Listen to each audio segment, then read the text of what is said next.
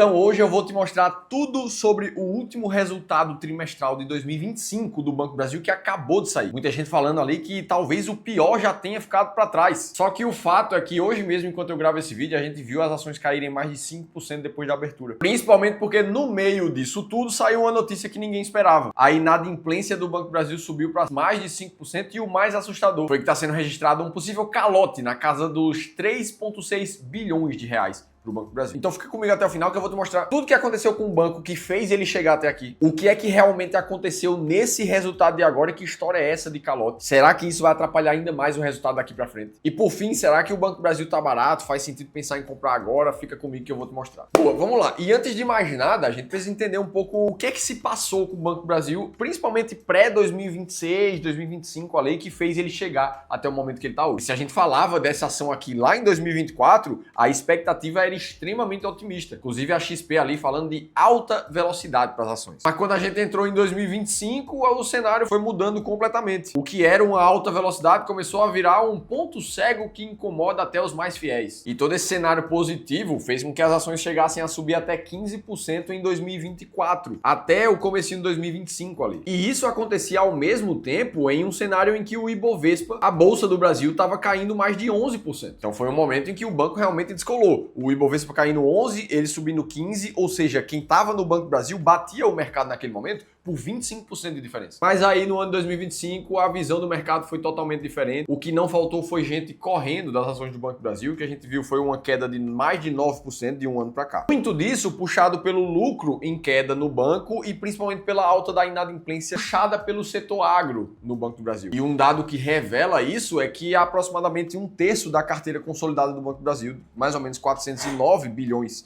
de reais na época, são de ativos ligados ao agronegócio. E aí, quando o banco soltou o primeiro resultado trimestral em 2025, o que a gente viu foi as ações simplesmente despencarem mais de 19% por causa da queda nos lucros. E assim, ela seguiu até boa parte do segundo semestre, numa queda que somou mais de 38%. Nesse gráfico aqui, a gente consegue entender um pouco mais o panorama de como foi o comportamento do Banco do Brasil em 2025, com seus picos de alta e de baixa também.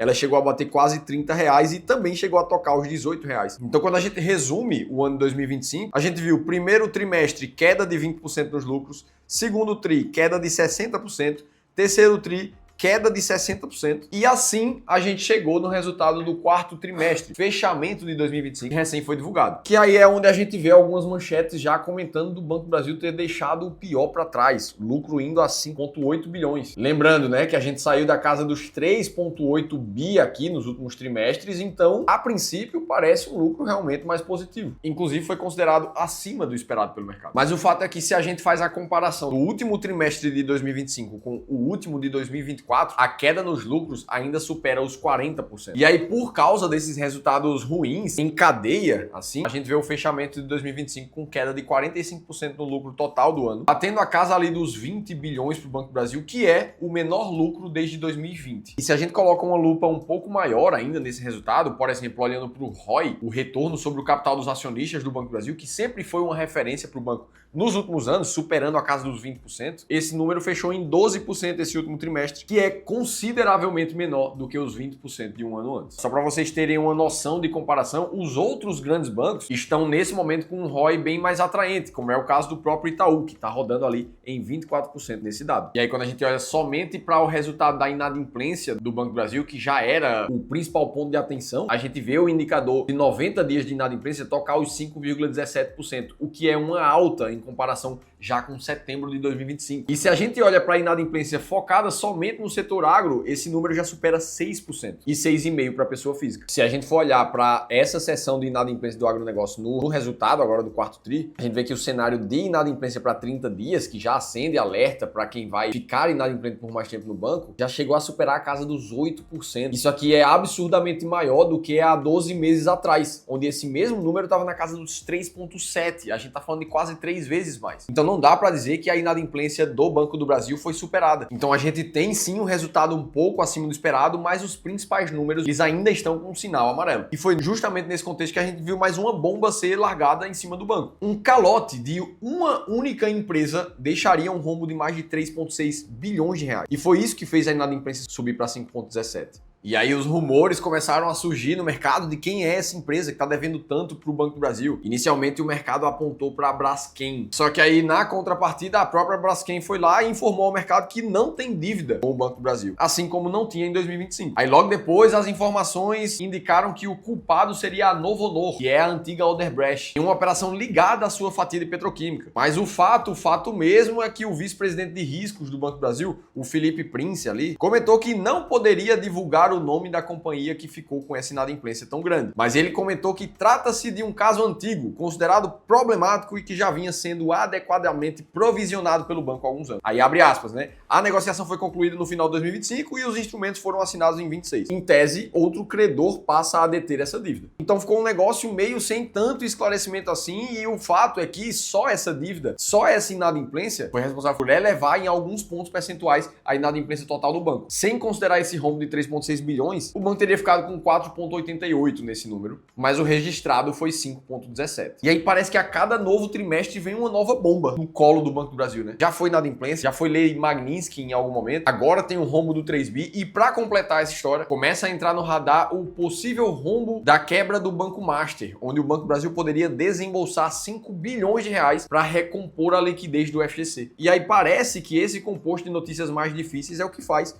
o Banco do Brasil hoje, enquanto eu gravo o vídeo, cair mais de 3%, chegando a cair em algum momento ali mais de 5,5%. Então a gente chega nesse patamar do vídeo e a gente pensa, poxa, mas e aí, Felipe? Será que faz sentido comprar? Como é que a gente tomou a decisão? Será que é hora de correr do Banco do Brasil? O que é que eu faço? E bom, aqui eu posso te explicar exatamente como é que a gente pensa, não é que essa seja a verdade absoluta, mas esse é o jeito que a gente encontrou que faz mais sentido e dá mais retorno para investir no mercado. Como é que a gente toma decisões mesmo em casos assim, em que manchetes dizem que pode ser uma grande oportunidade ou que as ações podem estar prestes a cair ainda mais daqui para frente? O caminho que a gente escolheu foi investir através de estratégias sistemáticas. Como é que isso funciona? Primeiro de tudo, você escolhe como é que você vai avaliar as empresas. Você escolhe múltiplos dados reais por trás das companhias para avaliar se ela tá cara, se ela tá barata, se ela é boa para dividendo, se ela não é. Vou te dar um exemplo. É como se alguém chegasse aqui nas ações do Banco do Brasil e fosse dar uma olhada nos múltiplos dela. Aí tem preço sobre lucro, tem preço por valor patrimonial, tem payout, tem margem líquida. Imagina que alguém chega aqui e diz, ah não,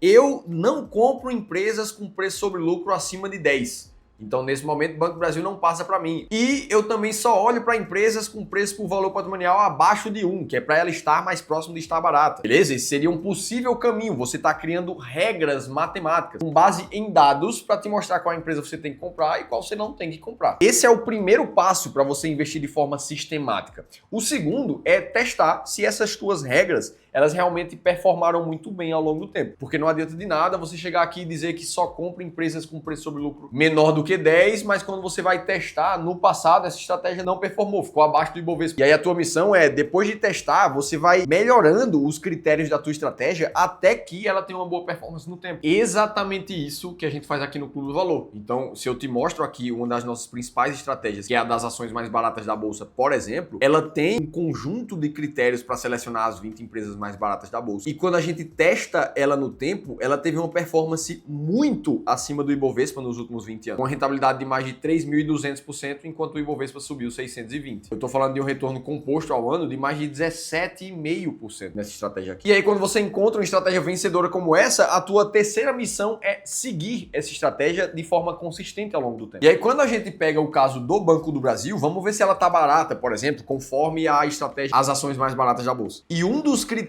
que a gente usa aqui para investir em ações baratas é o chamado Book to Market, que compara o patrimônio líquido da empresa com a capitalização dela a mercado, que basicamente é como se você fosse construir um apartamento. Você construiu aquele apartamento, ele já está ali na sua mão. Você sabe o quanto você investiu em mão de obra, você sabe quanto você colocou nos materiais, a qualidade daquele material, você sabe quanto custa em média um outro apartamento naquele prédio, naquela região. E aí vamos imaginar que você sabe que aquele apartamento ele vale R$1 milhão. Só que se você já investiu em imóveis ou em alguma coisa na sua vida, você deve saber que não é porque aquele apartamento vale R$1 milhão que o mercado está disposto a pagar R$1 milhão sempre por ele. O que acontece é que muitas vezes o momento de mercado não está muito bom, aquele teu bairro ali está com alguns assaltos nos arredores e tem gente que não está disposto a pagar R$1 milhão.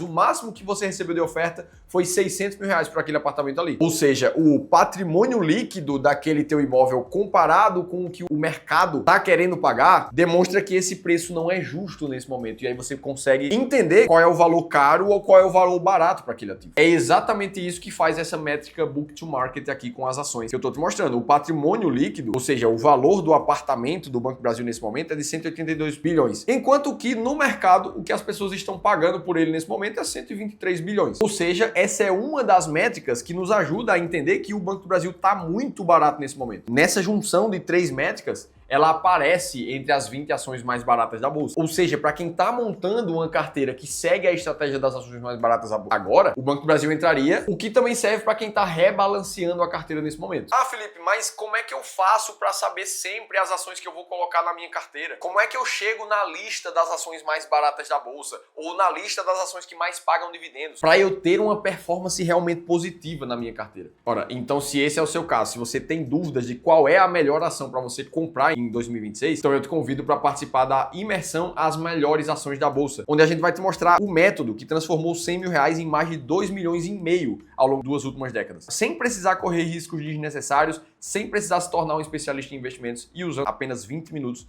por mês. Essa imersão vai acontecer nos dias 24 e 25 de fevereiro, às 19 horas, ao vivo, com o Ramiro Gomes Ferreira, meu sócio e fundador do clube. E você vai aprender de uma vez por todas como encontrar as 20 ações mais baratas da bolsa e as 10 maiores pagadoras de dividendos da bolsa também. Para você participar desse evento é muito simples. Eu vou deixar um link aqui embaixo para você se inscrever. Nesse momento o evento custa apenas R$ 47 para você garantir os 2 dias de aula. Esse é o preço mais barato da história que a gente já fez para ensinar essas estratégias. Então eu te sugiro que você se inscreva nesse momento aqui para participar da imersão, porque o lote desse ingresso vai mudar a qualquer momento. Dito tudo isso, a gente viu o que aconteceu com o banco nos últimos anos, como é que foi esse resultado e como é que você toma uma decisão de compra ou de venda. Agora, para você continuar assistindo os vídeos aqui do canal, eu vou deixar um outro bem similar a esse e eu, Felipe Almeida, te espero no próximo vídeo.